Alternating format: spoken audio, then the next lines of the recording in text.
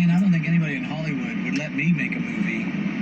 This way, we just don't bullshit anybody. We say, look, this is what we're going to try to do, but if we change our minds and we get there, who cares? Because it's only me and you that ever knew what we were going to do to begin with. Pictures up.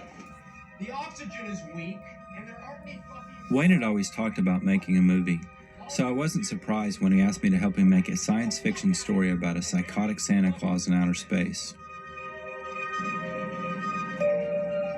Hello. I'm Wayne's brother, Ken. I play suicidal Santa Claus. Goes crazy, kills himself.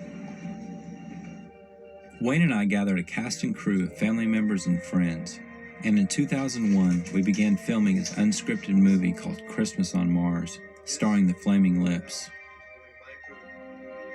My name is Steven Drozd. I'm a musician guy. I'm in a band called the Flaming Lips, but I'm also an actor, and I play the role of a Major Sirius. My character is the guy that's actually kind of put everything together, you know, the cast-off pieces of the spaceships to actually make it into a habitat. My character is the benevolent sort of super being. Doesn't that sound like me? I know that Wayne has horns. I know that Steven is sad. And I know that it's really strange. I happen to own this outfit. And so it was just convenient, I guess. You know, he's like, oh, you look like kind of like a spaceman. I'm related to Wayne because he's my uncle, of course. And I think I should be in this movie because, I mean, I'd make a perfect little Martian, of course. Because, I mean, you know, look green, makeup all over my face. And they do when you put helium in balloons and suck out the air, it makes it sound like... And it kind of sounds like a Martian. And, I mean, helium really works. I was in one of his movies called Superman, and I played Superman, of course, and I made this plug go, like, right back into his head. So, well, I have a pretty good acting experience. All right, well, here we are. This is the movie set where this is people say, hey, you're making a movie in your backyard. Well, it's not quite in my backyard. You can see it's on the back driveway. But this is the these are my little you know, Star Trek-esque kind of space doors, and we'll sort of take these wherever we go, and sometimes we'll just need a space door scene, and we'll do that, and of course we'll put a sound in there. It goes bzzz, and that'll open up sort of magically.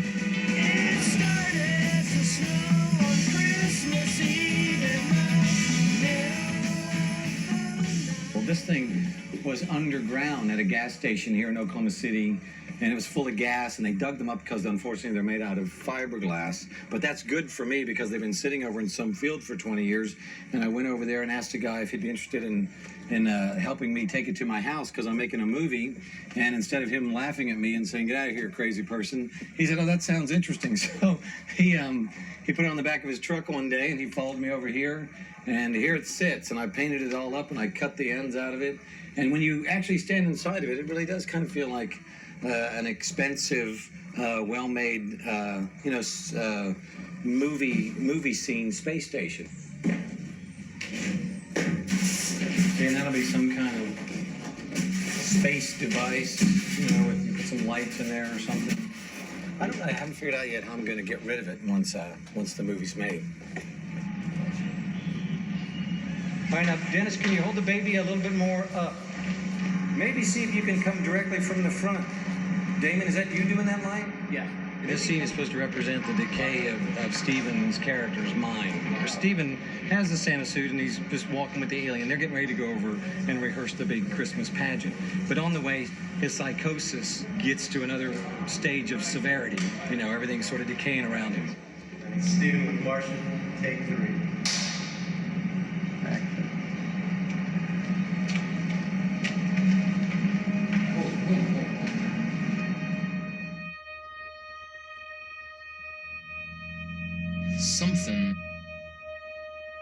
Something is weird in here.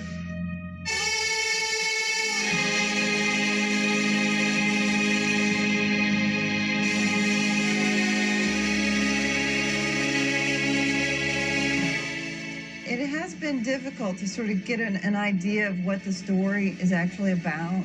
I think he approaches it like he makes a record, or like he will do a painting or a drawing or a doodle or something. It's all in his head, and he just does it a little bit at a time. There's this Martian traveling from some other dimension out there in time and space. And I don't know why, but he seems to be curious about this new life form, this baby that's being born on Mars. I'm trying to make something that is that has some elements of absurdness about it, but it is real. It's drama and it's story-based. It's not just silliness. I really don't think we have anything to worry about even at night, except our worst enemy is our own imagination. And since there's no lights around here and there are homeless people that come in here once in a while, it just scares the shit out of you once it gets too dark. You just always fear that some axe murderer has just escaped from jail and is coming down here to hide out, and he's just going to kill you. I'm building some fake walls for this scene, and I fear that I'm going to have to make them taller than they are right now, because Bradley's about 14 feet away from where the walls are, and when he pans over to the shot, I think you're going to see the very top of those walls. So I'm going to add another layer to the top of that, and we'll see how it looks.